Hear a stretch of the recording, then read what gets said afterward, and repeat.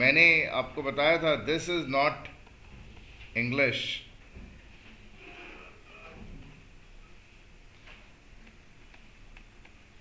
This is not English because in English we don't have men and s. Plural, singular word is man, plural word is men. What is men's in English?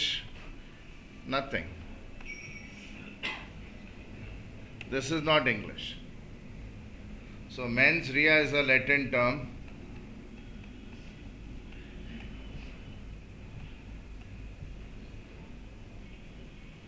And mens reas mean intention of parties.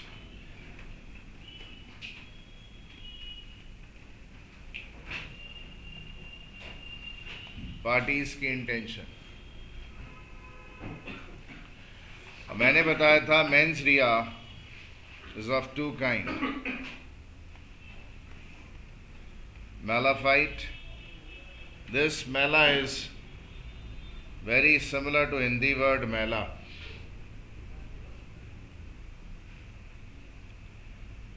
And it means bad intention.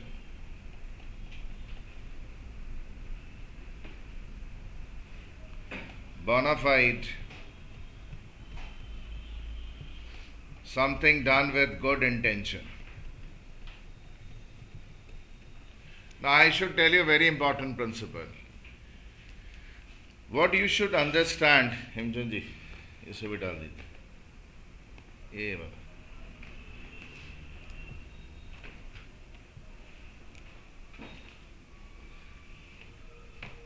ये ऊपर रख दीजिए. Now guys, there are two kind of laws. There are civil laws and then there are criminal laws. जो हम contracts करते हैं commerce के student, contract act, partnership act, sale of goods act वगैरह वगैरह वगैरह, वो सारे सिविल लॉज के अंदर आते हैं. सिविल लॉज आपके प्रॉपर्टी से रिलेटेड, आपके जो जनरल राइट्स हैं उनसे रिलेटेड लॉज हैं. क्रिमिनल लॉज अलग होते हैं. सो थ्रू आउट आपके कमर्शियल करियर में आप सिविल लॉज पर कंसंट्रेट करते हो. कुछ लॉज अगर आप तोड़ दें तो कई बार क्रिमिनल लॉ भी अट्रैक्टेड हो जाता है. जैसे आप विदेश से आ रहे हैं, फॉरेन से कोई सामान ला रहे हैं, उस पर इंपोर्ट ड्यूटी देनी चाहिए आपको. आप बिना इंपोर्ट ड्यूटी उसको लेकर आने की कोशिश कर रहे हैं, स्मगलिंग कर रहे हैं. क्रिमिनल लॉ में भी अट्रैक्टेड. नॉर्मली सिविल लॉज में punishment by way of compensation हो जाती है कि भाई सामने वाले का मॉनेटरी नुकसान हो गया, चलो. बट क्रिमिनल लॉज में इम्प्रिजनमेंट वगैरह जो है is a very normal thing. Civil laws में इम्प्रिजनमेंट होती है, रेयरली होती है. बात को समझिएगा, it's a technical matter. So civil laws हो, क्रिमिनल लॉज हो, किसी ने कोई भी एक्शन की, उसकी इंटेंशन क्या थी, दैट इज वेरी इंपॉर्टेंट. आप हिंदी मूवीज देखते हैं, सो थोड़ा बहुत क्रिमिनल लॉ बाय डिफॉल्ट आपको पता है, थोड़ा बहुत. सेक्शन 302, फांसी वासी की सजा, लाइफ इम्प्रिजनमेंट, वो किसके सेक्शन है? कोड ऑफ क्रिमिनल प्रोसीड्यूर के, ये क्रिमिनल लॉ के. सेक्शन 420, 420, हाँ फ्रॉड कर रहे हैं, किसके सेक्शन है? ये code of criminal procedure. Are we interested in entering that area? No, we are not interested. We are just understanding कि whether civil laws or criminal laws, a judge is always interested in knowing what was the intention with which some work was done. क्या intention से कोई काम किया गया है. For instance, in Hindi movies you see कि मेरे पर किसी ने अटैक किया, someone attacked me, and in order to defend myself मैंने उसको भाई एक पंच मार दिया. I was defending myself, और वो बंदे की डेथ हो गई. तो मुझे ज्यादा सजा नहीं मिलेगी. क्यों? बिकॉज मैं जानबूझ के नहीं मारा, मेरी इंटेंशन खराब नहीं थी. बट अगर मैं प्लान बनाकर, स्कीम बनाकर, किसी बंदे को हायर कर कर या खुद स्कीम बनाकर किसी को मार देता हूं, तो मेरी पनिशमेंट इमेंस होगी, बहुत ज्यादा पनिशमेंट मिलेगी. So it's a whole idea. The whole idea is कि whether civil laws or criminal laws, mens rea is the most important thing. A judge would see कि आपकी एक्शन के साथ क्या आपका माइंड भी इन्वॉल्व था. अगर आपकी एक्शन के साथ आपका माइंड भी किसी एक्ट में इन्वॉल्व है तो भाई उधर आपकी पनिशमेंट सीवियर हो सकती है. For any wrong done if your mind is also involve. एक होता ना भाई मैं चाहता नहीं था बट हो गया, गलती से हो गया, तो भाई उधर रिलैक्स्ड वे में वर्डिक्ट होता है, जजमेंट भाई उधर रिलैक्स्ड वे में होता है. कल हमने डिक्री वर्ड सीखा था, DECREE, and we had learned कि जब आप केस में सक्सेस ऑब्टेन कर लेते हो by getting a judgement in your favour. मैंने आपको एग्जाम्पल कल भी दिया था, आप भूल गए होंगे, इसलिए मैं दोबारा दे रहा हूं. मैंने आपको गुड्स डिलीवर किए थे, आपने मेरे पैसे नहीं दिए, तो मैंने कोर्ट में जाकर कंप्लेन की और कोर्ट ने मुझे रास्ता बताया. कोर्ट ने आपको बोला कि चल भाई बेरी की पेमेंट कर दे, बेरी की पेमेंट क्लियर कर दे. तो आपने बोला मेरे पास पैसे नहीं है. कोर्ट ने बोला कोई बात नहीं, तेरी जो मोटर बाइक है ना उसको बेचकर बेरी अपने पैसे रिकवर करेगा. तो कोर्ट ने मेरे फेवर में जजमेंट सुनाया है और मुझे रास्ता दिखाया है कि मैं किस तरह से अपना जो राइट है उसके लिए बोल सकता हूं, साडा हक इत्थे रख. तो कोर्ट ने मेरे फेवर में वो फैसला सुनाया. तो वो जो मेरे फेवर में फैसला है, जजमेंट है, जिसमें मुझे तरीका बताया गया कि किस तरह मैं अपना राइट एनफोर्स कर सकता हूं, उसको डिक्री बोलते हैं. Decree means a judgement in favour of a party. So word decree आपको भाई याद रखना है, हमने कल लिखा था. Verdict is a common word. Verdict means a judgement in a case. जिसको आप बोलते हैं फैसला हिंदी में.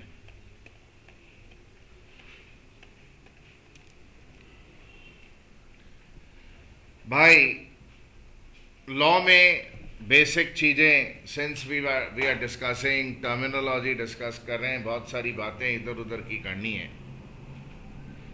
वो कल मुझे कोई मीनिंग पूछ रहा था, मैं कर देता हूं. ल्योर हमने भाई उधर लिखा था. Lure is to tempt someone.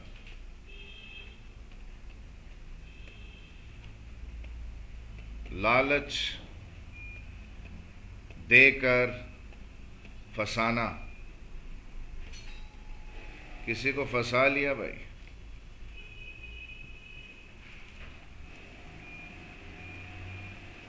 entrap someone with an attractive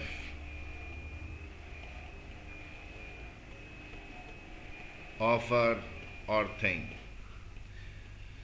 किसी को अच्छा ऑफर या कोई चीज दिखाकर, सुंदर चीज दिखाकर उसको फंसा लिया अपने जाल में भाई उधर. That is luring, lure. And someone had asked, I don't know why asked, elaborate. ये भाई उधर मैं कॉपी में लिखा था, so I am writing, just copy कर रहा हूं. Elaborate is detail, detailed explanation.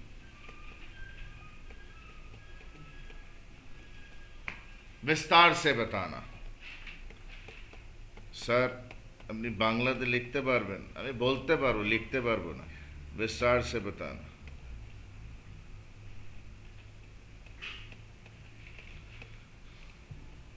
Elaborate. हाँ, we were discussing, कल ही बात चल रही थी, every time you do law now, you should remember a one simple fundamental thing. कभी भी किसी भी केस का नेम दिया हो तो नाम याद रखना इंपॉर्टेंट नहीं है। इफ यू रीड 100 केसेस, उसमें से मे बी 3 नाम याद रखने की आपको जरूरत पड़ेगी। 97 ऑफ द नेम्स एम ही हैं, कोई काम नहीं आएंगे, बेकार। बट कुछ इतने फंडामेंटल और इतने फेमस केसेस हैं कि प्रोविजंस एक्सप्लेन करते वक्त आपको अगर उनका नाम आता है तो you will be on safe side. आपको करना यह है, याद ये रखना अपने प्रोफेशनल एग्जामिनेशन के पर्पस के लिए, आपको केस का नाम भले याद हो ना हो, केस के अंदर जो डिटेल्स दी हुई हैं वो उसमें क्या जजमेंट हुआ और वो किस रूल पर बेस्ड है वो समझ में जरूर आए। So learning case name is not important, but understanding why such a verdict, why such a judgment was given in that particular case, that is the most important thing for a student. Each and every case. So whenever a case name is given to you, remember guys, पहला नाम is of that party जो court में जाकर दरवाजा खटखटाया है कि जज साहब दुहाई मेरे साथ अन्याय हुआ है, आमी पीड़ित, मैं पीड़ित हूं, मेरे साथ अन्याय हुआ है, please help me. One who complains,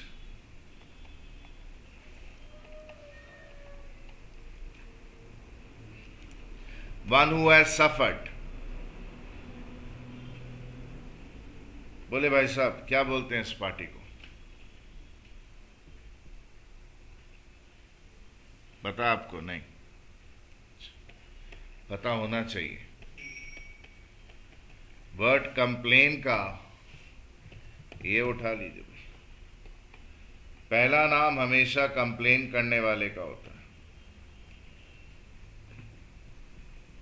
so complain से प्लेन उठाया। टिफ का मतलब इंग्लिश में होता है fight, quarrel.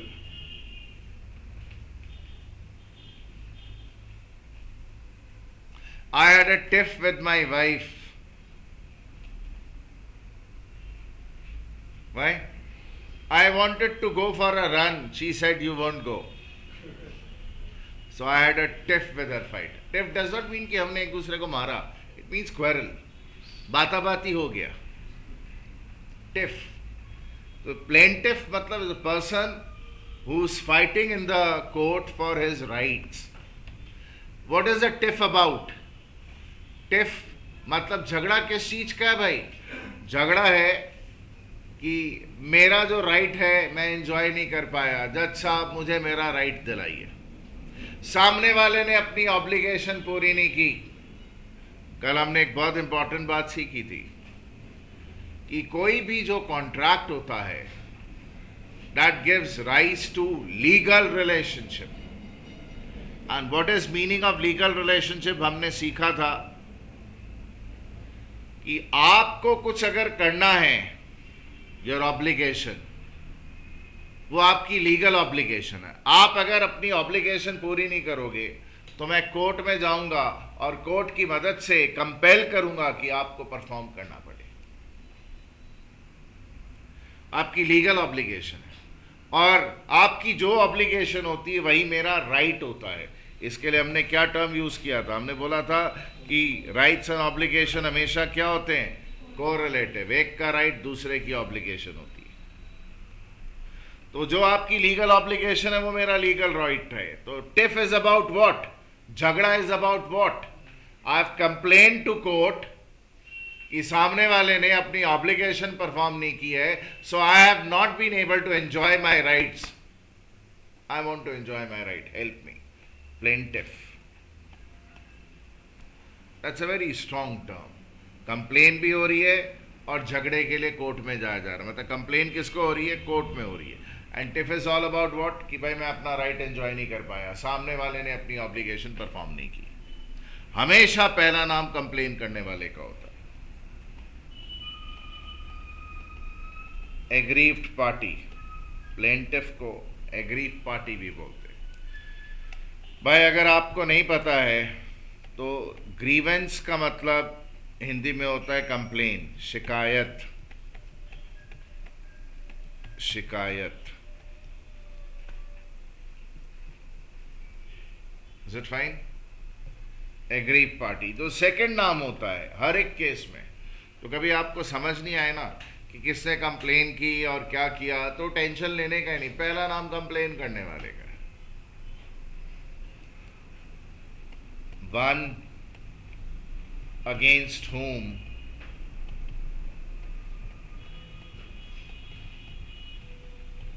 complaint has been made. One against whom complaint has been made and who would. क्या जी, पहला देखिएगा, अपने आप को डिफेंड करेगा.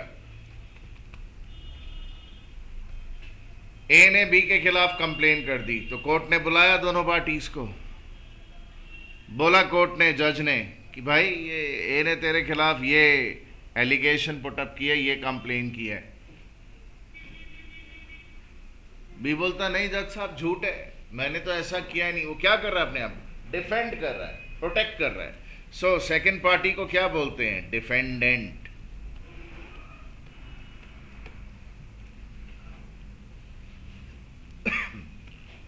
ये बोलते हैं. सेकंड पर्सन हु वुड क्या भाई उधर? Respond to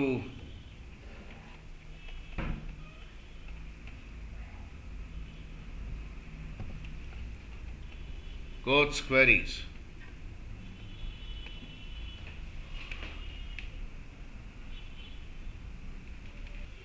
Guys, have a look. So defendant जो जिसको कोर्ट बुलाता है और उसको जवाब, रिस्पॉन्ड करने का मतलब क्या होता है? जवाब देना. अगर आपकी हिंदी इतनी मजबूत नहीं है. डिफेंड, रक्षा. डिफेंड का मतलब रक्षा करना. भाई अब कोर्ट ने इल्जाम तो लगा दिया, अब वो अपने आप को, इल्जाम को वो खारिज करेगा, बोलेगा नहीं जी मैंने ऐसा नहीं किया, आई हैव नॉट डन दिस, तो उसको डिफेंडेंट बोलते हैं. या फिर रेस्पोंडेंट भी बोलते हैं. अभी बेसिक क्लासेस में सिखाया जाता है, लोगों को याद नहीं रहता है कि पहली पार्टी ये दो नाम, और जो दूसरी पार्टी हमेशा डिफेंडेंट, या दूसरा क्या नाम है जी उसका? रिस्पोंडेंट भी बोला जाता है. जरा नोटिस करिएगा, रिस्पोंडेंट में ए नहीं आया कहीं, डिपेंडेंट में ए आया. स्पेलिंग जरा be careful. Are we cool guys? ठीक, टर्म सीख रहे हैं. एक इंटरेस्टिंग चीज भाई बतानी है. वो क्या? मान लीजिए आप लॉ में कोई केस की रीडिंग कर रहे हैं, तो वर्डिक्ट जो डिटेल होती है, डिटेल इन रियल लाइफ में भी 60 पेजेस. मतलब जज साहब ने वर्डिक्ट दिया हुआ है, एंड वर्डिक्ट जज साहब कोर्ट में पढ़ के सुनाएंगे. How many pages? 60 पेजेस का वर्डिक्ट. बट आपको details in 3 to 4 lines.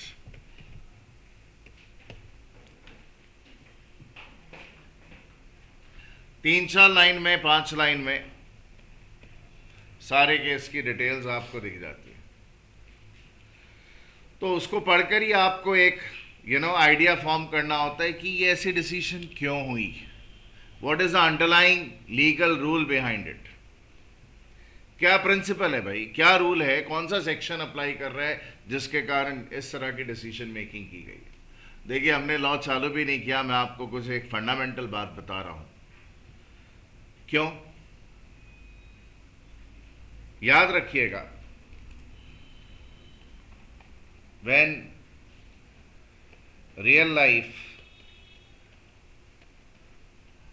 verdict is considered,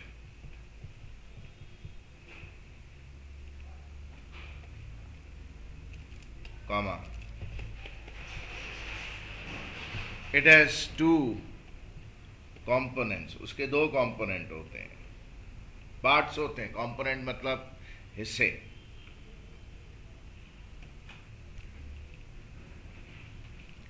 एक मेन जजमेंट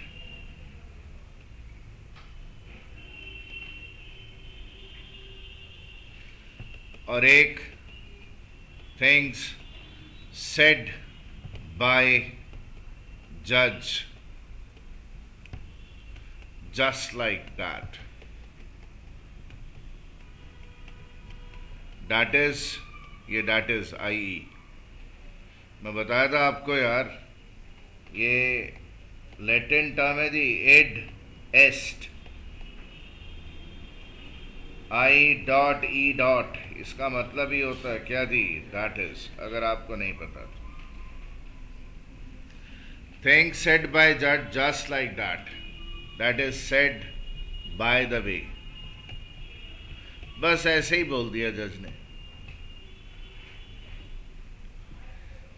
ये जो पोर्शन होता है किसी भी वर्डिक्ट का, that's called ओबिटर डिक्टा।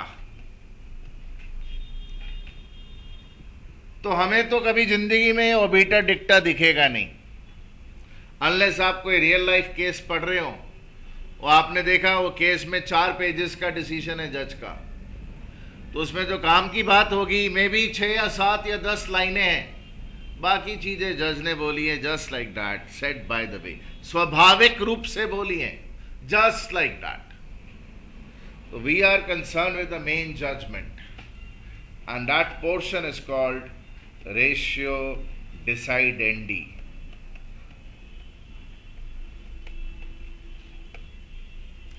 If you are not able to learn these two terms, it's okay, but at least you should be aware कि आपको अबीटर डिक्टा कभी केस में दिखेगा ही नहीं, बिकॉज आपके तो 4 या 5 लाइनें लिखी होती हैं, उसमें थिंग सेड बाय द वे करें तो भाई उधर वो अपना प्रिंटिंग जो स्पेस है उसको वेस्ट कर देंगे। सो केस की डिटेल जो होती है वो हल्की सी डिटेल होती है, बाकी सब कुछ क्या होता है जी, वो मेन जजमेंट क्या हुई वही आपको दिखता है, ratio decidendi in any case. Is it fine? तो जो मेन जजमेंट होती है उसको रेशियो डिसाइडेंडी के नाम से बुलाते हैं। हटा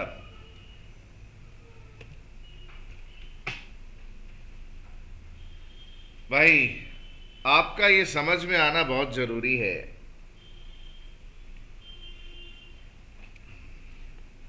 कि लॉ में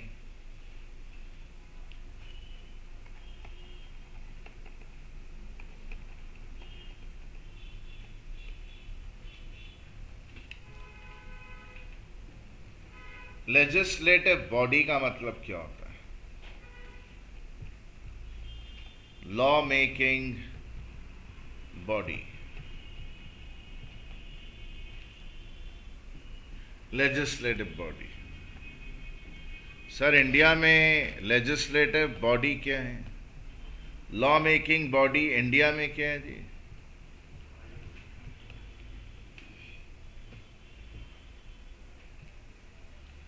क्या जी? लोकसभा, राज्यसभा, ये लॉ मेकिंग बॉडी है भाई। इंडिया में सारे लॉज यही बनाते हैं।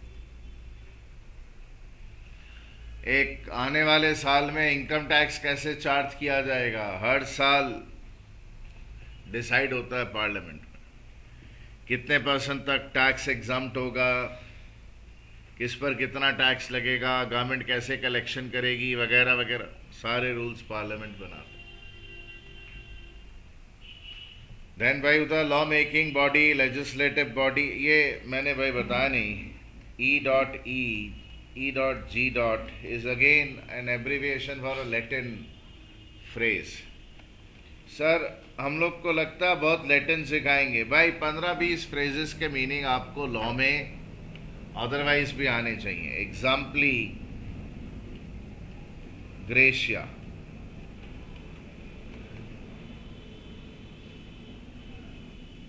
by an example given, an example given, exempli gratia। भाई जरा समझिएगा, ये पार्लियामेंट को यूनियन और सेंट्रल लेजिस्लेचर बोलते हैं।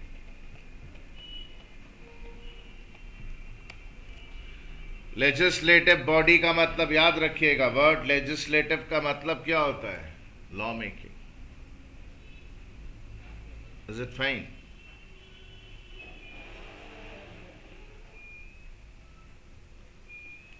देन वी हैव, जब स्टेट के लिए, मान लीजिए वेस्ट बंगाल स्टेट के लिए कोई लॉ बनना है, तो बनता है स्टेट लेजिस्लेटिव असेंबली। समझिएगा, पूरी कंट्री के लिए अगर लॉ बनेंगे ना तो पार्लियामेंट में बनेंगे। एक पर्टिकुलर स्टेट के लिए, मान लीजिए कि बिल्डिंग बनाने के क्या रूल्स होने चाहिए वेस्ट बंगाल में या महाराष्ट्र में, तो उससे रिलेटेड लॉ यहां बनेंगे जी।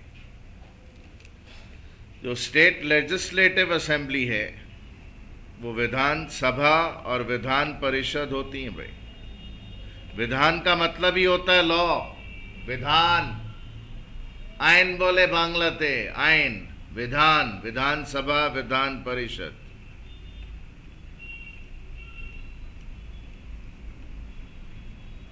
सर और लॉ मेकिंग बॉडी कौन सी होती है? अरे पूछिए मत भाई उधर। District magistrate can make laws for his own district on some matters.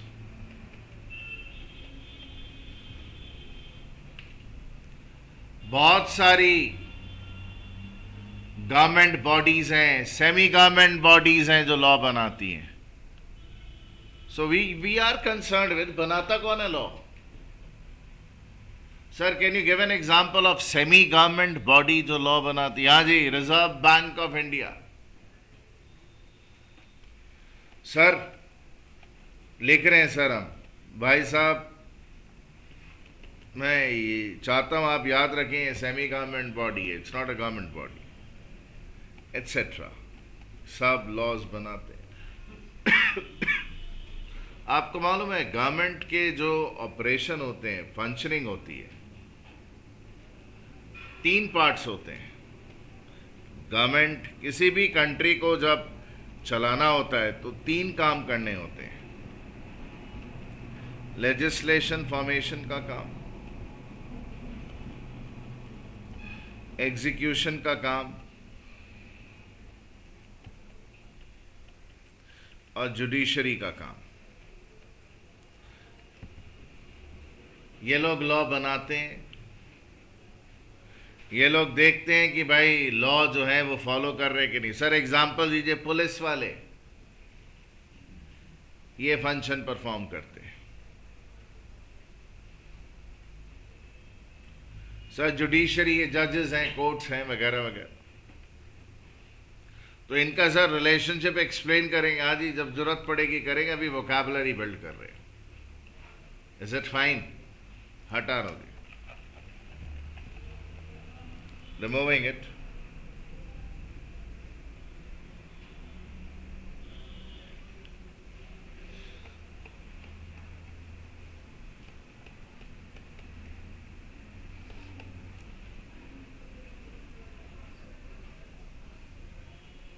We should all understand what are various sources of law. दीदी घड़ी वड़ी देख रही, कहीं जाने अब है ना हमारे साथ?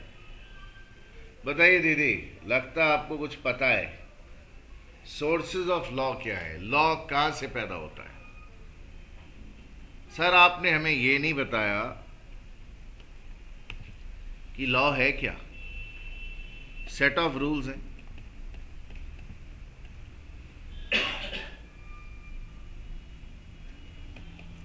किसने इंपोज किए? Impose by state. Sir state का मतलब क्या होता है? भाई लिख देता है यहां पर. State is a broad term. State means any form of government. In law अगर मैं आपको बोलूं स्टेट, तो पुराने जाने में स्टेट क्या होता था? राजा लोग, किंग एंड सब्जेक्ट्स. आजकल किंग एंड सब्जेक्ट्स नहीं होकर क्या होता है जी उधर? भाई a country is government and it's citizens. Subject कौन है? हम लोग सिटीजन्स हैं. तो सर सेंट्रल गवर्नमेंट भी स्टेट है, हाँ जी, और स्टेट गवर्नमेंट भी स्टेट है, हाँ जी, और लोकल गवर्नमेंट और जो विलेज पंचायत है ये सब भी स्टेट है. कोई भी गवर्निंग बॉडी के लिए वर्ड स्टेट यूज किया जाता है. तो अगर कोई बोले स्टेट का मतलब राज्य, वेस्ट बंगाल, महाराष्ट्र, नहीं नहीं नहीं नहीं. इन लॉ स्टेट का मतलब ही अलग है. स्टेट मतलब any form of government, whether central government, state government, local government, etcetera. Any लिख देता हूं जी, किंग एटसेट्रा. तो स्टेट का मतलब एनी फॉर्म ऑफ गवर्नमेंट. मैं ये डिस्कस कर रहा था कि लॉ है क्या. What is law? Set of rules. किसने इंपोज किए? Impose by state. इंपोज मतलब even if you don't want they apply to you. Imposed, डाल दिया, फॉलो करना ही पड़ेगा. बोला हम नहीं करता, बोला चल फिर जेल में चल, या ये पनिशमेंट ले. क्यों? Why rules are made and why are they imposed by state? To facilitate existence of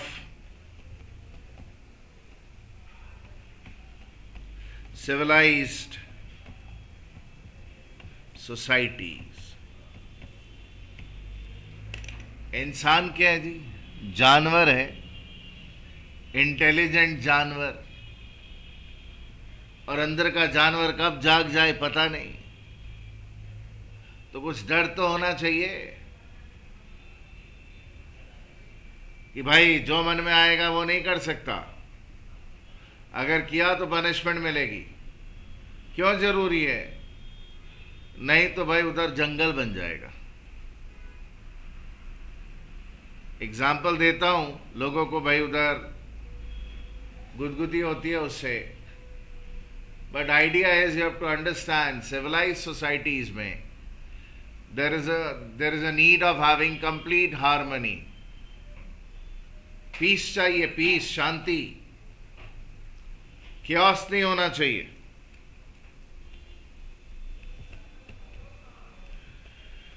to facilitate harmony and order. नहीं तो सब कुछ क्योटिक हो जाएगा. जिसके जो मन में आएगा करेगा, चलेगा नहीं. You can't let humans behave like animals.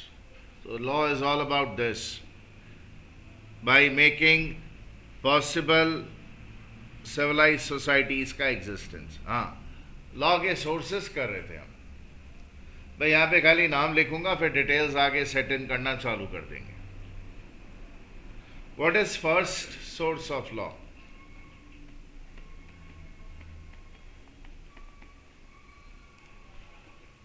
Statutes.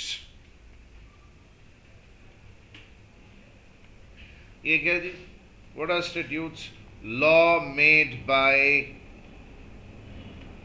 legislative bodies. जो भी कंट्री में लॉ मेकिंग बॉडीज हैं उनके द्वारा बनाए गए हुए लॉ, उनको स्टैट्यूट्स बोलते हैं. Usually, not necessarily, these are written laws.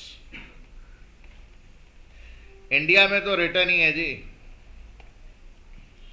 कई कंट्रीज में लॉज बनते हैं ओरल, उनका कॉन्स्टिट्यूशन ओरल. हम लोग का रिटन कॉन्स्टिट्यूशन, हम लोग का ओरल नहीं है. कुछ कंट्रीज का ओरल होता है, हमारा रिटन है. So guys, what we need to understand कि statutes are the main source of law, और सबसे इंपॉर्टेंट सोर्स ऑफ लॉ यही है. बिकॉज बाकी सोर्सेज ऑफ लॉ की इंपॉर्टेंस कम हो रही है, एक्सेप्ट वन.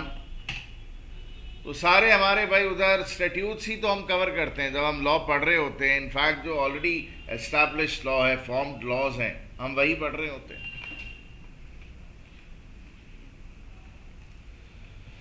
देखिएगा भाई, स्टैट्यूट्स. सर ये वर्ड स्टैट्यूट से ही बना है क्या? Statutory warning. हाँ जी. So when you read word statutory, one based on an existing or established law.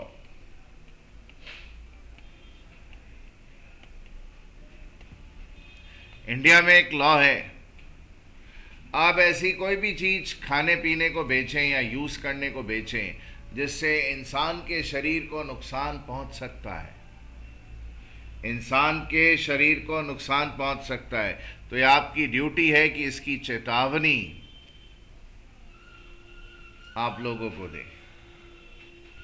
Colgate करते हैं, सुबह ब्रश करते हैं, बंद कर दीजिए करना. यूज डाबर और समथिंग लाइक दैट.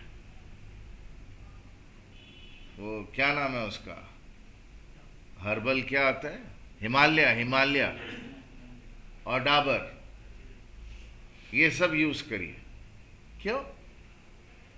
कभी पढ़ा आपने कोलगेट में लिखा होता है कि do not take large quantity of toothpaste, keep out of the reach of children. और बच्चों को भी दे भी, टूथब्रश में उनके लगाएं भी, तो मटर के दाने के ऊपर टूथपेस्ट मत दें. Why? It's a carcinogenic substance. It causes cancer. If you clean your mouth and you throw it, जैसे adults कर सकते हैं, बच्चा नहीं कर सकता ना, बच्चा तो खा लेता है. Give it to a kid, वो तो आप देखोगे टूथपेस्ट खा लेता है.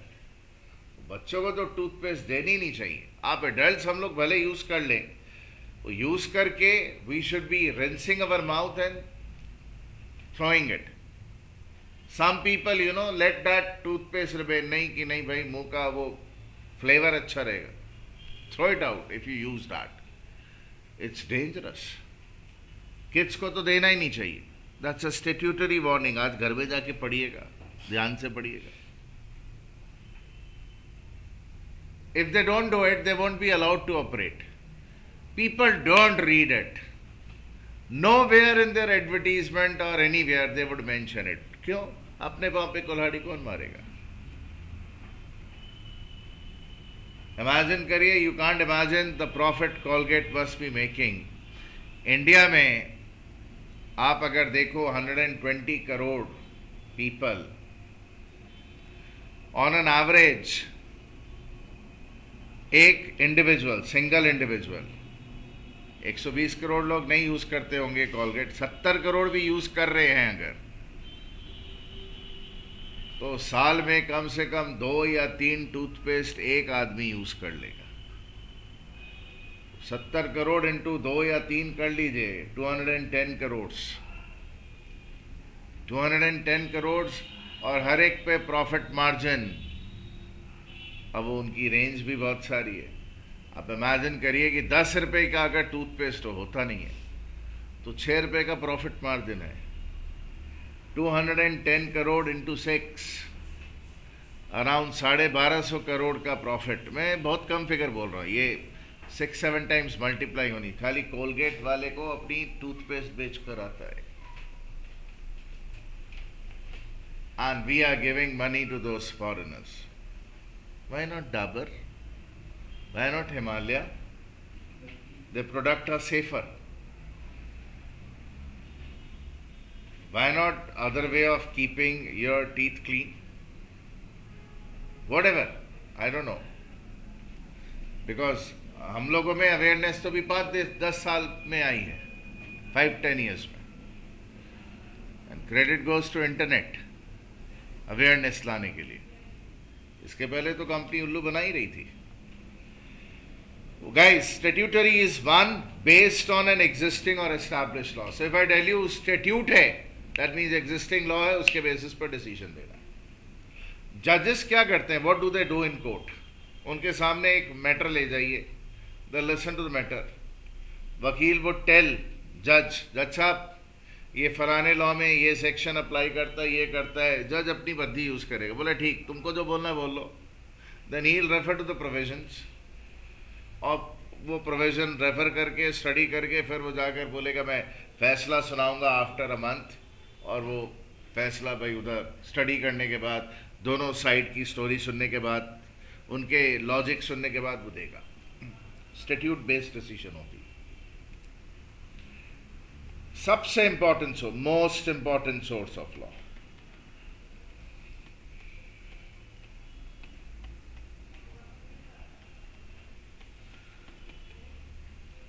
Okay. What are other sources of law?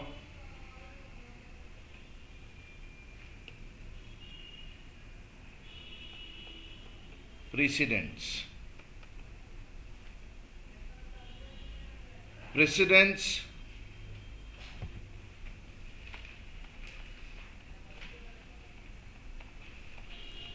comes from word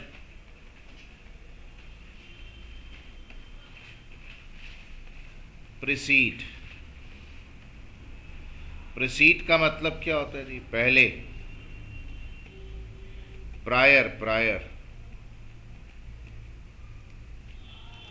PRIOR,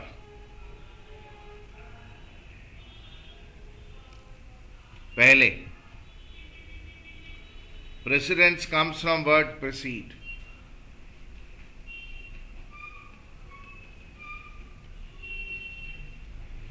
If there are no existing laws, that is, statute does not exist, law ही नहीं है उस मैटर पे, but a similar case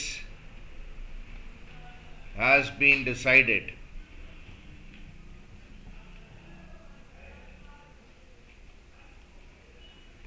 earlier, then ये time वाला then है, then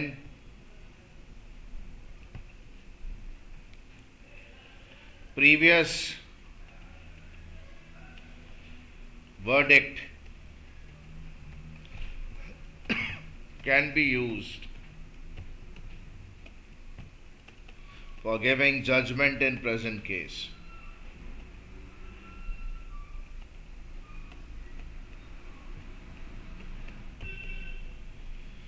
भाई समझिएगा, कोई लॉ नहीं बना मान लीजिए एक मैटर पर, बट आज से 2 साल पहले ऐसा ही फैसला एक जज के कोर्ट में आया था। तो जज साहब ने अपनी बुद्धि यूज करते हुए एक प्रिंसिपल हम लोग सीखेंगे, प्रिंसिपल ऑफ इक्विटी।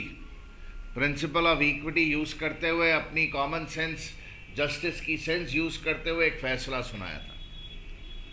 तो जो उसका ऑलरेडी सुनाया हुआ फैसला है, उसकी मदद से ही प्रेजेंट सिमिलर केस डिसाइड कर दिया जाएगा।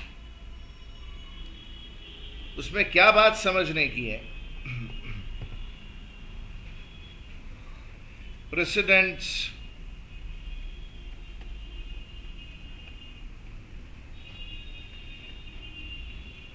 may be compulsory,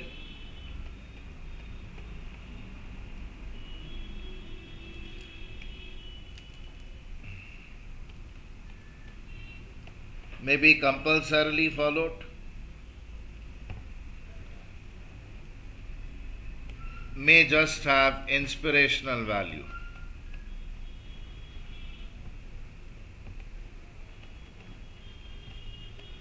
inspirational value. मैं एक्सप्लेन करता हूं भी। दादा ये कंपल्सरली फॉलोड कहां पर होता है? ये कोलकाता हाई कोर्ट, कोर्ट्स के लेवल होते हैं जी,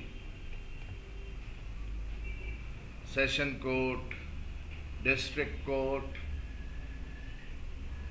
बाई हाई कोर्ट्स, टॉप पर सुप्रीम कोर्ट, बीच में और भी आते हैं कोर्ट्स, मैंने डिस्कस नहीं किया। आई जस्ट मेंशन वो नाम जो आपने सुने हुए हैं। डिस्ट्रिक्ट कोर्ट सुना होगा आपने, सेशन कोर्ट सुना होगा, हाई कोर्ट सुना है। हाई कोर्ट में भी लेवल्स होते हैं। सिंगल डिवीजन, एक जज बैठा भाई। डबल डिवीजन, डबल बेंच बोलते हैं, 2 जजेस बैठकर फैसला सुना रहे, and so on and so forth. So are we interested in that? नहीं भाई, हम लोग वो लॉ नहीं कर रहे हैं, एलएलबी नहीं कर रहे हैं कि हम दिमाग लगाएं उसमें। हमारा ऑब्जेक्टिव है स्मार्ट अंडरस्टैंडिंग तुरंत डेवलप करना चालू कर देना। कोलकाता हाई कोर्ट की जुरिस्डिक्शन है जी, और कोलकाता हाई कोर्ट में 1998 में a judgment was given जिस पर कोई स्टैट्यूट नहीं था। ध्यान दीजिएगा, ये देखिएगा, ये कोलकाता हाई कोर्ट का जुरिस्डिक्शन बड़ा है। ये बैंक्शल कोर्ट है जी, बंसाल कोर्ट बोलते हैं। ये लो लेवल का कोर्ट है यहाँ पर। तो कलकत्ता हाई कोर्ट के अंदर ही आता है ये। आज सिमिलर, टुडे 2014 सिमिलर केस, ऐसा केस आएगा तो झक मार के इस जज को वही फैसला सुनाना पड़ेगा जो कलकत्ता हाई कोर्ट के जज ने 1998 में जैसा फैसला सुनाया था वैसा ही फैसला सुनाना पड़ेगा। भाई साहब, अगर ध्यान में अगर कमी आती है तो उसका दोष आप कभी किसी को नहीं दे पाएंगे। आपका मन करेगा अपने आप को भी नहीं देने का कि नहीं भाई, थोड़ी बहुत तो नींद इंसान को आती ही है। नहीं, तो आप अगर आज ये जो बैंक्शल कोर्ट है ना, इसको इसको इसको क्या नाम से बुलाते हैं? It's called court of small causes, छोटे मोटे कॉजेस के लिए कोर्ट। तो कैसा कोर्ट होता है? लोअर कोर्ट होता है। हाई कोर्ट वो बड़ा है। तो अगर आज कोर्ट ऑफ स्मॉल कॉजेस में एक सिचुएशन आती है तो एक वकील बोलता है, जज साहब 1998 में कलकत्ता हाई कोर्ट में ऐसी सिचुएशन में ऐसा फैसला सुनाया था। तो जज देखेगा कि वो ये भाई प्रेजेंट केस सिमिलर है या डिफरेंस है। जज को लगा कि सिमिलर है तो बेचारा फिर बंद गया, वैसा ही फैसला सुनाना पड़ेगा, वैसा ही उसी लाइन पर, उसी ट्यून पर वो फैसला सुनाएगा जो 1998 में फैसला हुआ था। ठीक, अभी देखिएगा,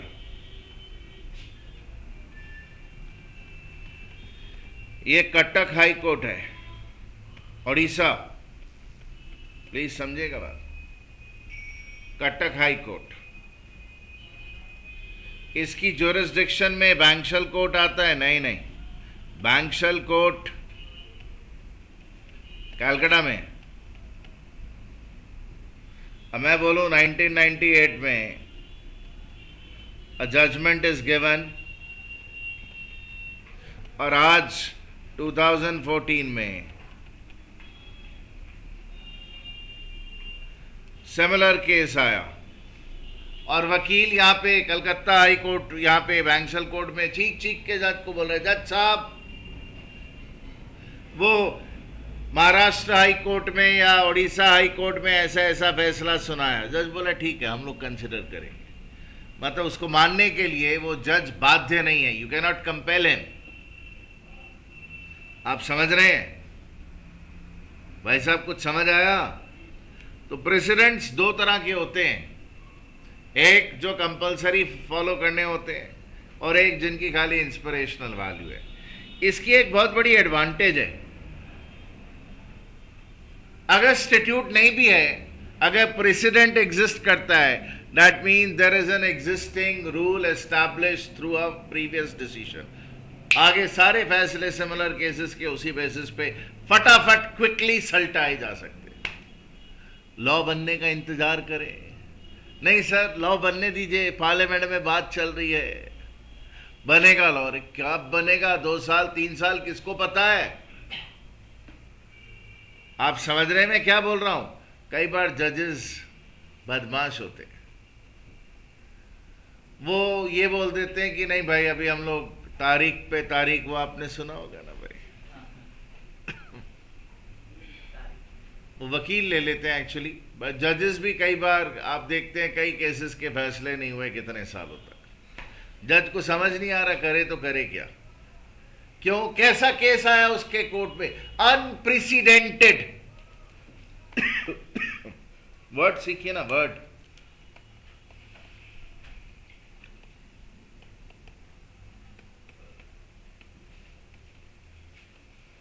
अभूतपूर्व, one which has never happened before.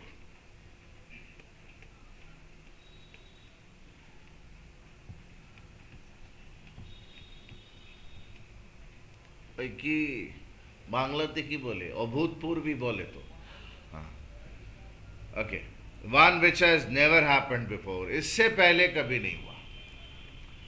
तो अनप्रेसिडेंटेड केस है, जज बेचारा परेशान, स्टैट्यूट है नहीं, कोई प्रेसिडेंट भी नहीं है, तो फैसला सुनाने के लिए क्या कर रहा है? उसको आशा है शायद पार्लियामेंट स्टैट्यूट बना दे, भाई थोड़ा वेट कर लेता है। नॉनसेंस। जजेस वेट नहीं करेंगे, स्मार्ट जजेस, दे विल गिव वर्डिक्ट, और वो जो वर्डिक्ट देंगे ना, वो आगे के केसेस के लिए गाइडिंग फैक्टर बन जाएगा। तो प्रेसिडेंट्स भी बड़े स्ट्रांग होते हैं। अगर स्टैट्यूट ना हो, कोई एग्जिस्टिंग भाई उधर केस की डिसीजन एग्जिस्ट करती है जो ऊंचे लेवल के कोर्ट ने भाई दी हो, और आप उसकी जुरिस्डिक्शन में आते हैं, तो सेम रूल फॉलो करते हुए आपको जजमेंट देना होता है। कुछ समझ आया? Okay. Another source of law is customs. Customs बाद में भाई।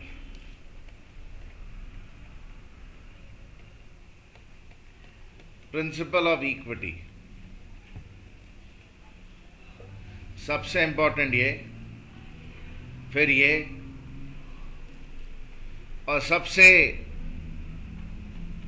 डायनामिक ये होता है जी। Y dynamic?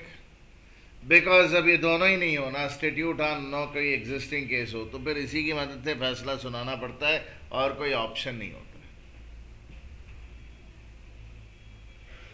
साल 2000 में किसी ने कंप्यूटर से रिलेटेड कोई वेब क्राइम कर दिया। क्या वेब क्राइम था? कुछ गड़बड़ की भाई, मेरी वेबसाइट पे गए आप और वेबसाइट पे जाके उल्टा पुल्टा कुछ पोस्ट कर दिया, या मेरी वेबसाइट में बग छोड़ दिया, ऐसा कुछ किया साल 2000। तब लॉज नहीं बने थे ढंग से, साइबर लॉज तो अभी एग्जिस्टेंस में आए। मान लीजिए इंडिया में कोई केस भी नहीं हुआ था, तो भी जज साहब को तो फैसला सुनाना पड़ेगा। नई सिचुएशन के लिए फैसले भाई उधर जजेस ने सुनाए होंगे। तो प्रिंसिपल ऑफ इक्विटी क्या है?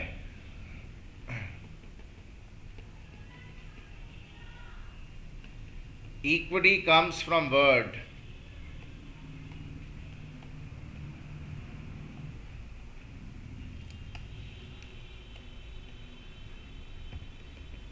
इक्वालिटी। भाई समझिएगा, इक्विटी का कनेक्शन वर्ड इक्वालिटी से है। What is equity principal?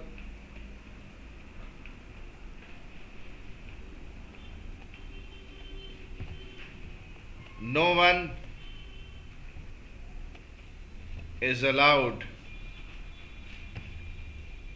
to have a benefit. No one is allowed to have a benefit at the expense of other.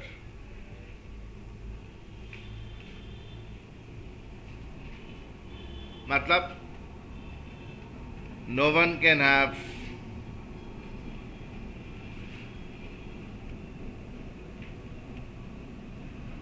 what one does not deserve.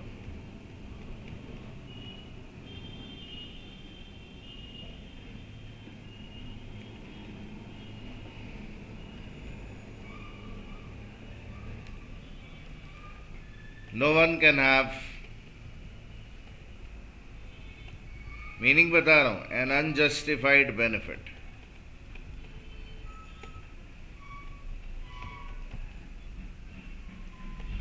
If you take a benefit unjustifiably, you must return it back और compensate for it. ये बातें जो हैं equity principal की। किसी को benefit at the expense of other person नहीं लेना चाहिए। जो आपका नहीं है वो आपको नहीं मिलना चाहिए। किसी को अनजस्टिफाइड वे में बेनिफिट नहीं मिलना चाहिए। अगर किसी ने अनजस्टिफाइड वे में बेनिफिट लिया है तो आपको उसको रिटर्न कर देना चाहिए। इस चीज को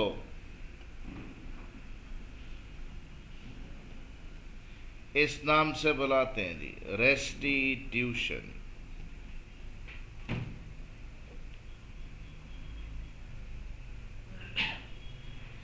दिस इज रेस्टिट्यूशन। रेस्टिट्यूशन मतलब, इंग्लिश अगर आपकी अच्छी है उसका मतलब होता है restore. That is return back, give back. So if I ask you what is restitution, it's based upon fairness. By equity is based on fairness. तीन चीजों पर बेस्ड है। जस्टिफिएबिलिटी, जस्टिफाइड होना मतलब किसी का सही होना, गलत होना। Fairness, justifiability and compassion. Compassion का मतलब होता है काइंडनेस।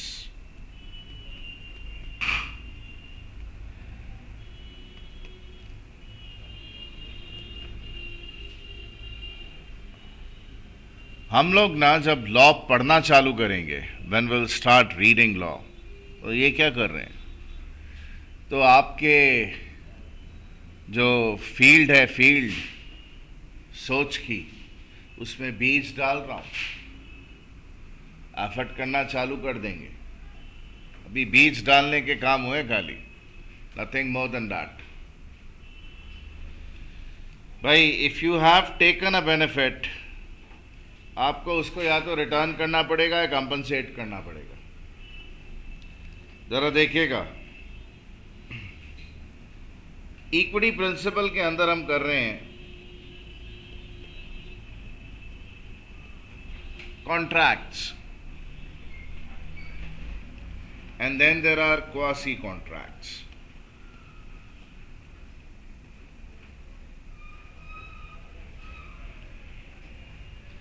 सर क्या कर रहे हैं? प्रिंसिपल ऑफ इक्विटी डिस्कस करें और क्वासी कॉन्ट्रैक्ट डिस्कस नहीं करें, बहुत गलत हो जाएगा। कॉन्ट्रैक्ट्स वो होते हैं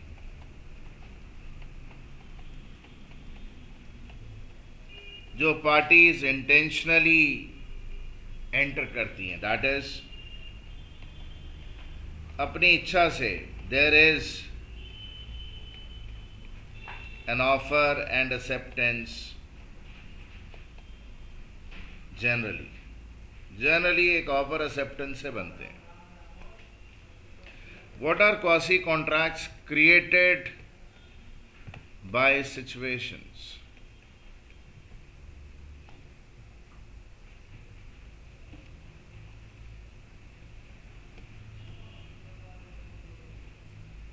These are contracts. Are contracts, जरा देखिएगा, and hence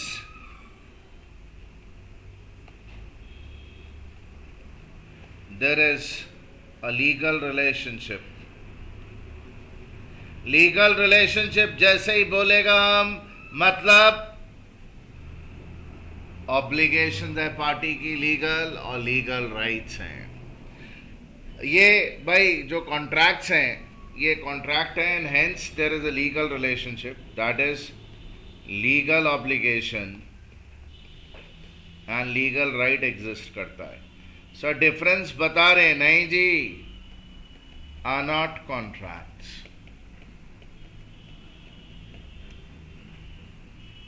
कॉन्ट्रैक्ट्स नहीं,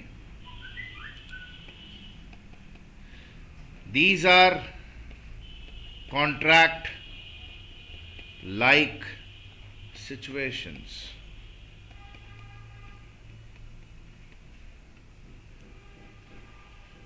कॉन्ट्रैक्ट के जैसी सिचुएशंस हैं, which why that is are similar to contract. Contract नहीं है, कॉन्ट्रैक्ट के जैसा है। why? Because they also create legal relationship. Legal relationship बन जाती है, हालांकि कोई ऑफर नहीं होता है, कोई एक्सेप्टेंस नहीं होता है, फिर भी लीगल रिलेशनशिप बन जाता है। अच्छा क्या कर रहे हैं? हाँ? कितना पेपर? हाँ? They are not contracts.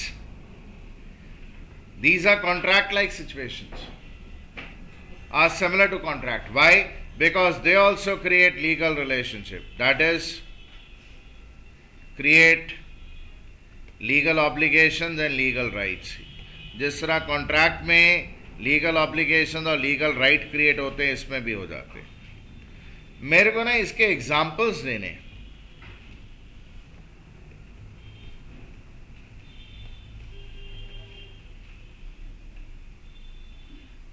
Please ध्यान दीजिएगा। आपको याद होगा अ माइनर, हमने अभी तक सीखना चालू नहीं किया, उसको इनकम्पेटेंट पर्सन बोलते हैं। इनकम्पेटेंट मतलब इनकेपेबल। और मान लीजिए ये कंपेटेंट पर्सन है, केपेबल पर्सन है, अलाउड है जिसको कॉन्ट्रैक्ट बना, नो कॉन्ट्रैक्ट इज फॉर्म्ड। ये दोनों अगर भाई ऑफर एक्सेप्टेंस करें, कुछ बेचने खरीदने की बात भी करें, तो नो कॉन्ट्रैक्ट इज फॉर्म्ड। कैसा एग्रीमेंट है भाई इन दोनों के बीच में? जो एग्रीमेंट है, जब कॉन्ट्रैक्ट बना ही नहीं तो क्या बोलेंगे उसको? Void agreement. वॉइड कॉन्ट्रैक्ट बोल सकते हैं? नहीं। वॉइड कॉन्ट्रैक्ट और वॉइड एग्रीमेंट में फर्क क्या है? वॉइड एग्रीमेंट वो होता है जो शुरुआत से, जिसमें लीगल रिलेशनशिप पैदा होती ही नहीं है। वॉइड कॉन्ट्रैक्ट वो होता है जो जब बनता है तो वैलिड होता है, बट बाद में कोई प्रॉब्लम अराइज करने के कारण इनवैलिड हो जाता है। हमने डिटेल कल डिस्कस की थी, आप में से कई लोग आए नहीं थे। सरस्वती पूजा का हैंगओवर था, 3-4 लोग नहीं आए थे आप में। कोई बात नहीं, मैं दोबारा डिस्कस करूंगा आपके साथ। पर देखिए कोई कॉन्ट्रैक्ट बना ही नहीं, वॉइड एग्रीमेंट। बट जरा देखिएगा, on ground of compassion, please, बहुत इंटरेस्टिंग है अगर आप समझने की कोशिश करें, एंड जस्टिफिएबिलिटी। ए भाई, हमारी इक्विटी की जो नींव है, नींव वो क्या है? ये 3 चीजें।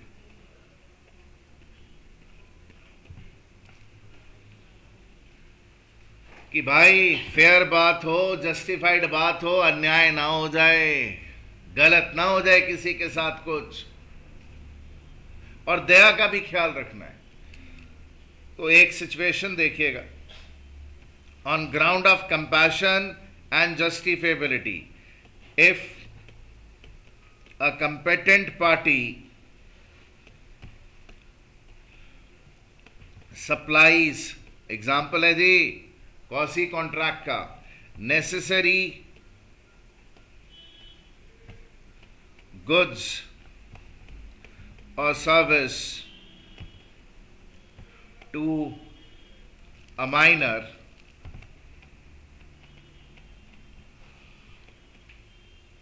There is no contract. क्यों? बिकॉज अगर पार्टी इनकम्पेटेंट हो तो कॉन्ट्रैक्ट बनता ही नहीं, there is no contract. But there is a contract like situation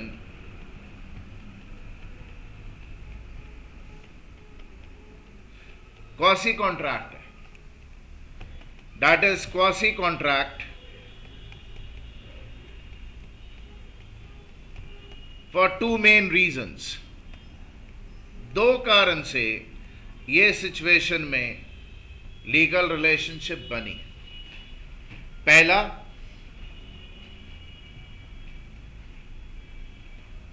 minor भूखों ना मर जाएं।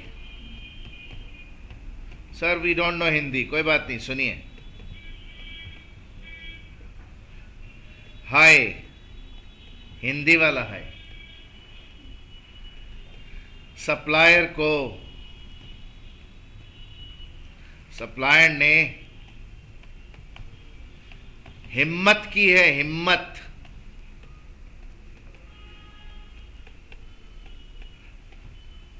तो कुछ कंपनसेशन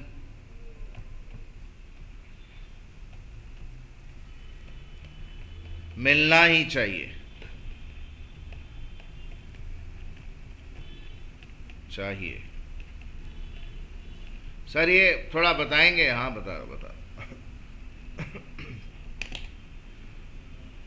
मैं जब आगे क्लासेस करूंगा ना, चैप्टर करूंगा, कॉम्पिटेंसी नाम का चैप्टर, तो आपको बताऊंगा मैं, या क्वासी कॉन्ट्रैक्ट करूंगा तब भी बताऊंगा। मैं 12 साल का हूं, मेरा एक छोटा भाई भी है 5 इयर्स का। हेमचंद, हेमचंद,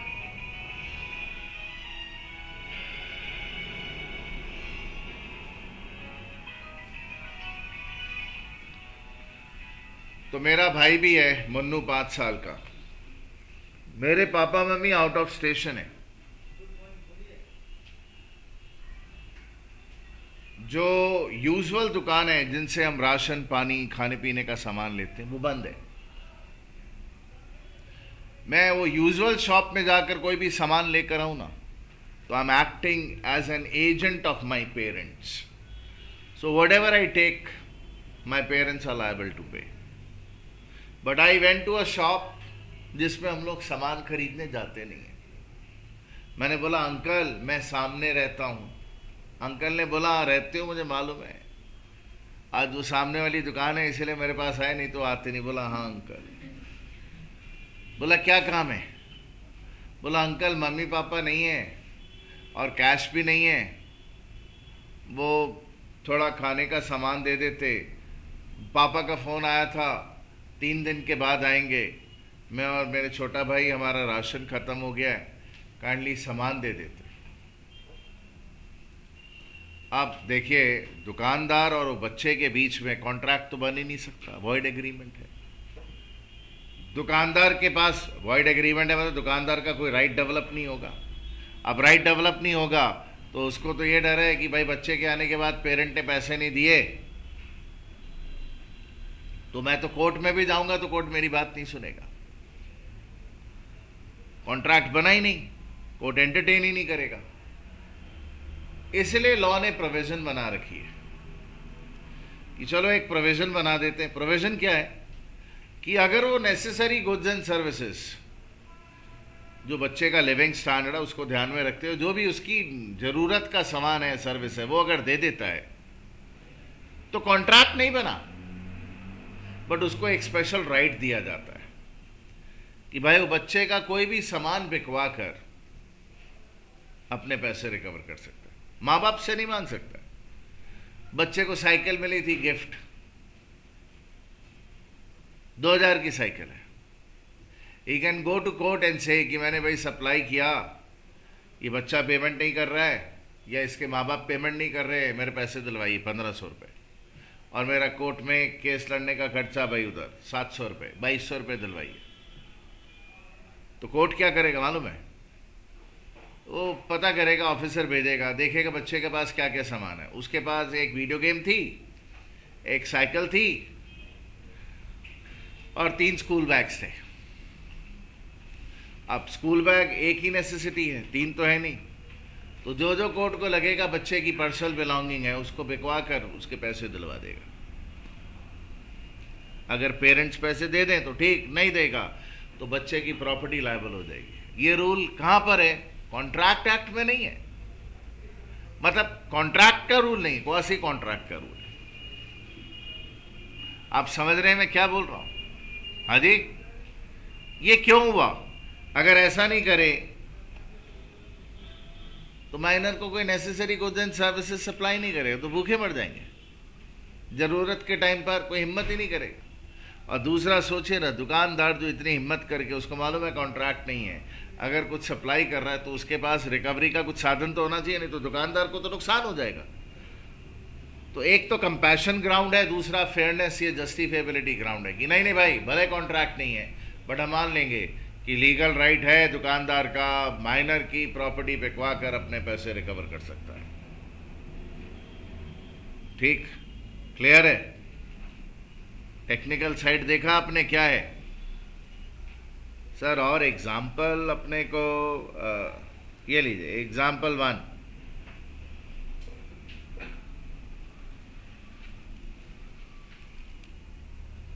ये देखिए। एग्जाम्पल 2, फेयरनेस का ग्राउंड देखिएगा।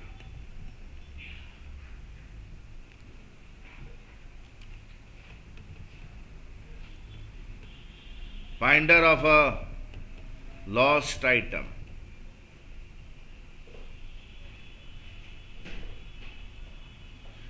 आपको ना रास्ते में खोया हुआ सामान मिला है, एक आईपैड मिला जी, आपका नहीं है, नहीं, उठाइए मत। जो आपका नहीं आप क्यों उठा रहे हो? अगर उठा लिया तो आपका उस आदमी के साथ जो उसका ओनर है एक लीगल रिलेशनशिप बन गया। सर हम उठाकर पुलिस को दे दिया तो भी लीगल रिलेशनशिप आप ही का बना है, पुलिस का नहीं बना है। आप पुलिस को अगर हैंडओवर कर देते हैं,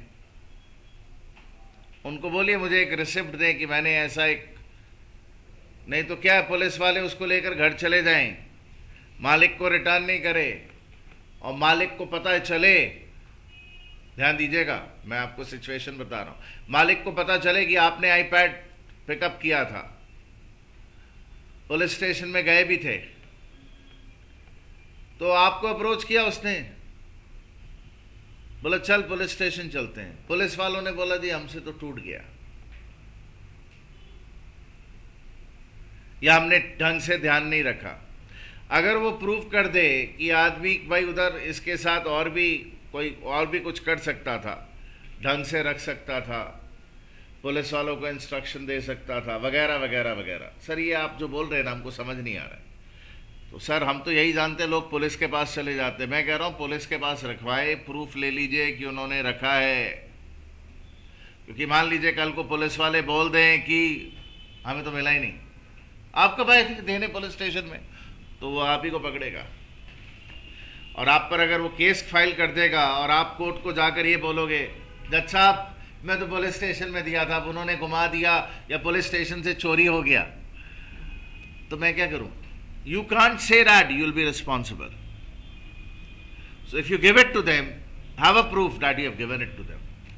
नहीं तो आप मरे। क्यों मरे? क्यों? बिकॉज वो पुलिस, देखिए होता यह है कि आप जैसे ही किसी का खोया हुआ सामान उठाते हो ना, आपके बीच में एक बेलमेंट वाला कॉन्ट्रैक्चुअल सिचुएशन पैदा होता है।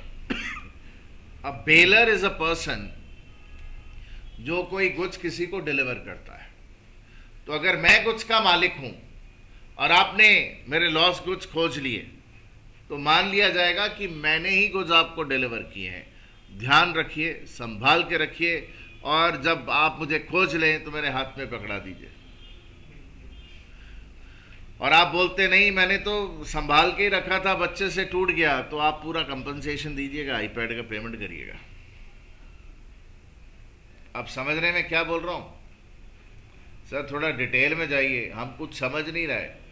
मैं कहने का मतलब यह है कि कोई ऑफर नहीं हो रहा है, कोई एक्सेप्टेंस नहीं हो रहा है, आप ओनर को जानते तक नहीं हो, उसका सामान मिल रहा है, दिख रहा आपको, उठाओ मत। बोला सर हम अच्छा सिटीजन है। अच्छा सिटीजन है तो फिर लॉ भी जानो कि उठाकर संभाल कर रखना है। पुलिस स्टेशन में बोल देना है कि भाई ऐसे मिला, मैं अपने पास रख रहा हूं, आप लोग ख्याल नहीं रख पाएंगे, ये मेरा एड्रेस है, नंबर है, सब ओनर मिले तो बोल दीजिएगा मेरे से आके ले ले। और अगर ऐसा नहीं करते हैं, आप उनको हैंड ओवर करते हैं, तो उनसे लिखवा लीजिए ये सही कंडीशन में आपने उनको दिया है, और भाई उधर कोई लायबिलिटी नहीं आप फेस करें। अगर ट्रू ओनर मिल जाता है, पुलिस वाले उसका ढंग से ध्यान रखेंगे, ऐसा लिखवा लीजिए उनसे। नहीं तो आप ही रखिए, तो आपका लीगल रिलेशनशिप बन गया, आपके राइट्स हैं। अब आपने ओनर को खोजने के लिए 300 रुपए खर्च कर दिए, तो ओनर जब आईपैड लेने आएगा ना, उसको बोलिएगा ए भाई आईपैड चाहिए ना? बोला हाँ। बोला 300 रुपये हम खर्चा है तेरे को खोजने के लिए। बोला क्या? बोला वो पेपर में एडवर्टीजमेंट निकाला था, 300 रुपये लग गया मेरा, या ऐसा पोस्टर छपवा के लगाया था, ये देख बिल, पैसा दे। तो राइट्स एंड लायबिलिटीज डेवलप हो गए। लायबिलिटी क्या? आपको ना किसी का खोया हुआ कुत्ता मिल गया, डॉग, आप ले गए उसको घर, ठीक से खिलाया पिलाया नहीं, बीमार पड़ गया, मर गया, ओनर मिला, उसे केस ठोक दिया आप पर। बोला ये ब्रीड का, ये नस्ल का जो कुत्ता है, मार्केट में लेने जाओ तो 3.5 लाख का मिलता है, 3.5 लाख का पेमेंट कर। कुत्ता गले पड़ गया आपके, लायबिलिटी पैदा हो गई आपकी। क्यों? जो चीज आपकी नहीं थी उठाई, क्यों? सो फेयरनेस का क्या ग्राउंड है? Finder of lost item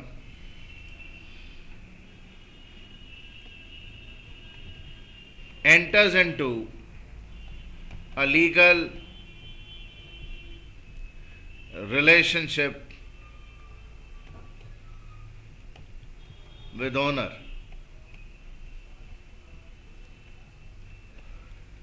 He must, देखिए उसकी liability देखिए, return the goods, keep goods properly. ये बच्चे जो हैं keep goods properly, try to trace the owner, ये सब उसकी ऑब्लिगेशन है। एक में भी फेल करेगा तो ओनर मिलने पर ही देखेगा कि कोई भी ऑब्लिगेशन, ओनर को लगेगा बोला आप तो खोजने का कोशिश नहीं किया मेरे को, आप पराए माल को अपना बनाने की कोशिश किया, कंपनसेशन लेगा हम आपसे। बोला क्या कंपनसेशन? एक तो हम आपका सामान ढंग से भाई उधर रखा अपने पास, बोला नहीं। आपने मेरे को खोजने का कोई एफर्ट किया? बोले स्टेशन में रिपोर्ट फाइल की, बोला नहीं की।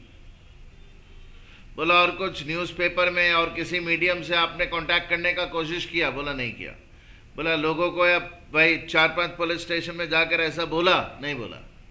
बोला मतलब आप मेरे गुड्स को अपना गुड्स बनाने की कोशिश कर रहे थे। एक काम करो, मेरा आईपैड आपके पास 40 दिन था ना, पर डे का इतना रुपया भाड़ा मल्टीप्लाइड बाय 40 भाड़ा दो। सर मजाक कर रहे हैं? नहीं मजाक नहीं कर रहा हूं। आप में से कई लोगों को ना ये भी बड़ा बोरिंग लग रहा है, एक दूसरे को देख रहे हैं, हाँ ठीक है, क्वेश्चन पूछेगा ना तो सारी हवा सरक जाएगी आपकी। अलर्ट रहिएगा, ऑर्डिनरी लोगों का कोई काम नहीं है। If you are sitting in any class whether law, accounts, maths, eco, with ordinary intention, ordinary ही स्कोर करेंगे। 105 के ऊपर नहीं जाएगा स्कोर अगर ऑर्डिनरी वे में बिहेव करते रहेंगे। अलर्ट, सीखिए, ग्रास्प करिए टेक्निकल एस्पेक्ट क्या है। तो फेयरनेस का क्या ग्राउंड है? फेयरनेस का ग्राउंड यह है कि जो चीज आपकी नहीं थी उठाई क्यों? उठाई तो भुगतो, यह ग्राउंड है। उस चीज को अपना मानो और इतना ख्याल रखो जितना आप रखते, अगर आपकी उसी वैल्यू की उसी तरह की चीज होती जितना ख्याल आप रखते उतना ख्याल रखो। That is what this principle is all about. Finder of a lost item enters into a legal relationship with owner. He must return the goods, comma, keep goods properly, try to trace owner, etc. and has right of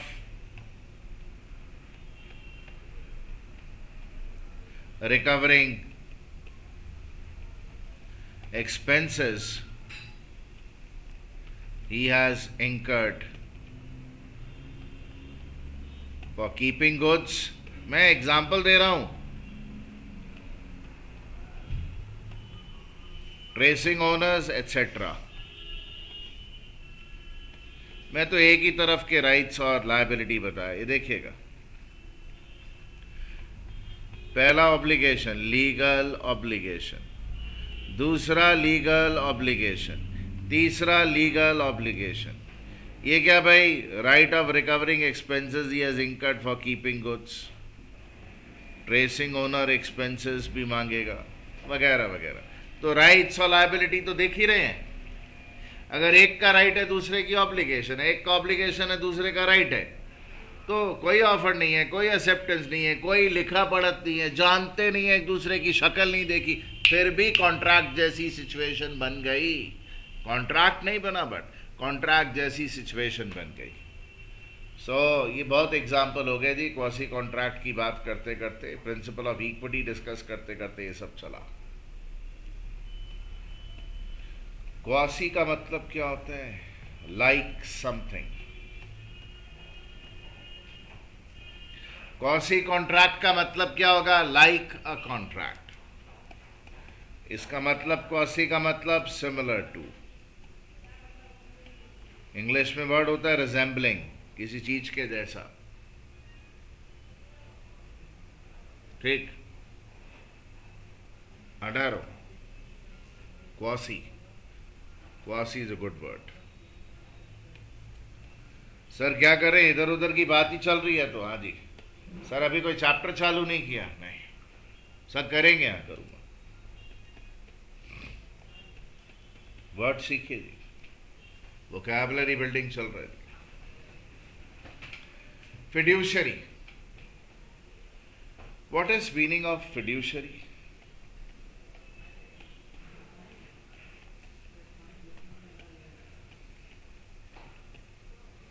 sir आप ये सब जो terms है हर term में सिखाते हैं आप। Sir फिर भी लोग सीखते नहीं हैं। सर क्या कारण, मुझे क्या पता। तो सर अगर कोई नहीं ये सब टर्म आपको बता पाता है लॉ क्लासेस इतनी करने के बाद, इसका मतलब उसकी पढ़ने की नीयत थी नहीं। अब शायद हो जाए। सो अगर आपने कभी लॉ पढ़ा और आपको ये सब टर्म्स नहीं आती हैं, इसका मतलब आपके पढ़ने में दोष है। आप 10% प्रिपरेशन करते हो खाली, और तब अगर आपके 200 मार्क्स में से 50 भी आते हैं तो मतलब बहुत बड़ी बात हो गई। जब तक प्रिपरेशन लेवल 80-90% क्रॉस नहीं करेगा तब तक स्कोर 140 को क्रॉस नहीं करेगा। इतना इंटेंस प्रिपरेशन होना चाहिए। इसलिए बोलते हैं ऑर्डिनरी, केयरलेस, जिनका मन नहीं है पढ़ने का, उनका कोई काम नहीं है प्रोफेशनल कोर्सेज में। They shall not be doing professional courses. Fiduciary, one that is based on trust and confidence.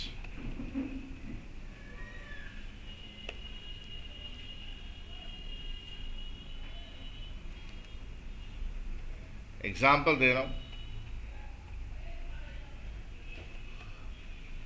As between lawyer and client, ये मेरे वकील साहब हैं। जितने गलत काम करता हूं ना, उल्टे पुल्टे, सबके लिए इनके पास मशवरे के लिए जाता हूं। बोलता हूं भाई बता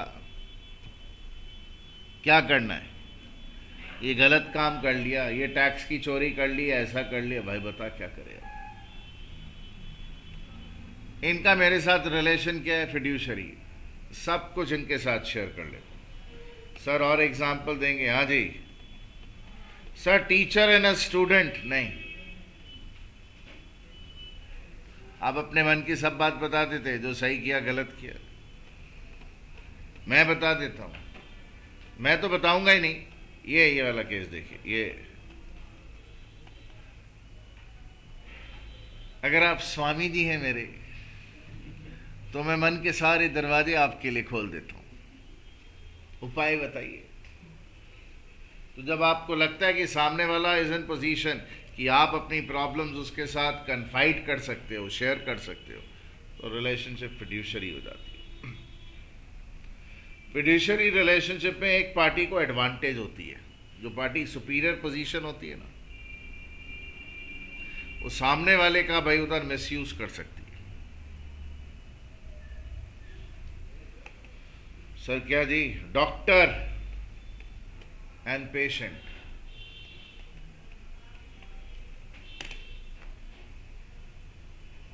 ये मेरे डॉक्टर साहब है जी, इनके पास आया, मुझे कोई तकलीफ हुई, इन्होंने मुझको पूछा क्या भाई दारू पीता है? बोला नहीं डॉक्टर साहब। बोला झूठ मत बोल, ये लिवर की प्रॉब्लम है, दारू पीता है ना? बोला हाँ डॉक्टर साहब पीता हूं। बोला तेरा लिवर के कारण ये सब प्रॉब्लम हो रहा है। बोले ठीक है डॉक्टर साहब, ठीक है, मेरी वाइफ आएगी उसको मत बताइएगा, don't tell it to my wife. So I have confided in him. अब वो अगर मेरे साथ कॉन्ट्रैक्ट वगैरह करता है, डॉक्टर साहब कॉन्ट्रैक्ट करते हैं, और कॉन्ट्रैक्ट करते वक्त सारी अच्छी अच्छी टर्म्स अपने फेवर में रखता है, मैं चुप जिप जिप बोल भी नहीं पाता, डर है मन में। डॉक्टर साहब भाई अगर बीवी को बता देंगे तो घर में रहना मुश्किल हो जाएगा, समथिंग लाइक दैट। तो फिड्यूशरी रिलेशनशिप के एग्जाम्पल दे रहा हूं। हटा रहा हूं।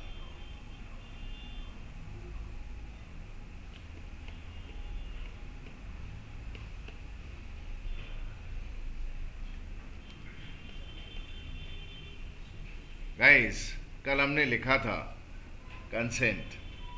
कंसेंट का मतलब होता है रजामंदी। That is to say yes.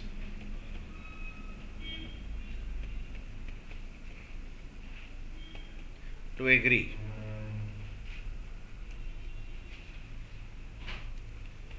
मैंने बोला था गिव असेंट, मैंने आपके क्लास नोट में भी लिखा हुआ है एक्वीजेंस, सिंगल एस है, एक्वीजेंस। सर सब जानना है? हाँ जी, एक्वीजेंस भी चाहिए। हाँ सर, एक्वीजेंस हाँ कैसी होती है? दो तरह की होती है, एक एक्सप्रेस और एक इम्प्लाइड। एक्सप्रेस में बोलकर एकदम क्लियर कर बोल रहे हैं हाँ, और वो टैसिट एक्वीजेंस क्या होती है? टैसिट या इम्प्लिसिट हम लोग लिखेंगे सब टर्म्स धीरे धीरे। वो कैसी होती है? समझ लो ना कि हाँ है, समझना पड़ता है कि यार ये हाँ एक्सप्रेस मैनर में नहीं बोली गई है, समझना पड़ेगा, इंटरप्रेट करना पड़ेगा। देखिए, कंसेंट वर्ड से वो फ्रेज बना है consensus ad idem.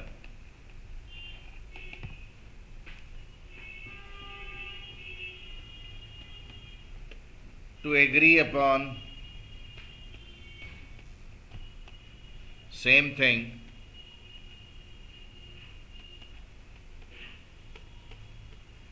in the same sense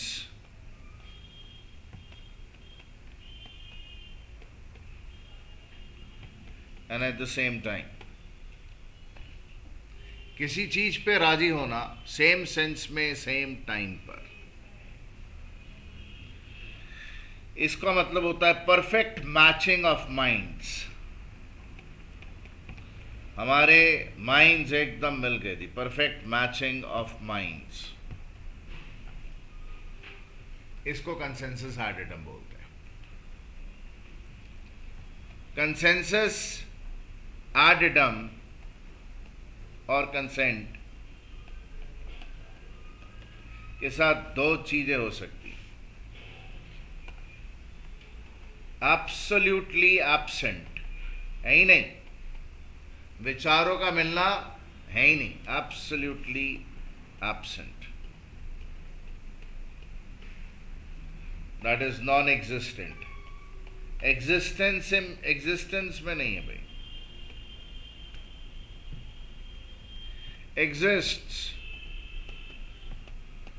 but is faulty है, बट फॉल्टी है।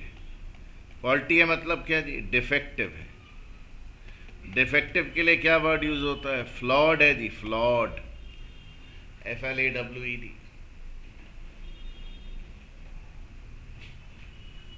एग्जिस्ट करता है बट डिफेक्टिव है। जरा देखिए, डिफेक्टिव कब होता है? When it is caused by, अगर इन सब से it is caused by कोवर्शन,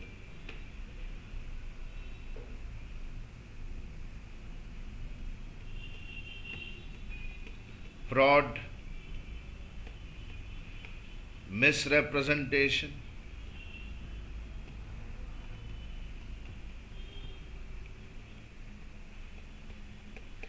undue influence,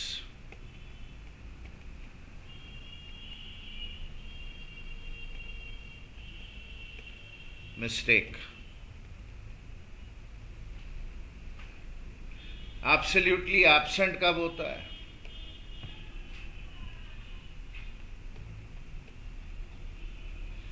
if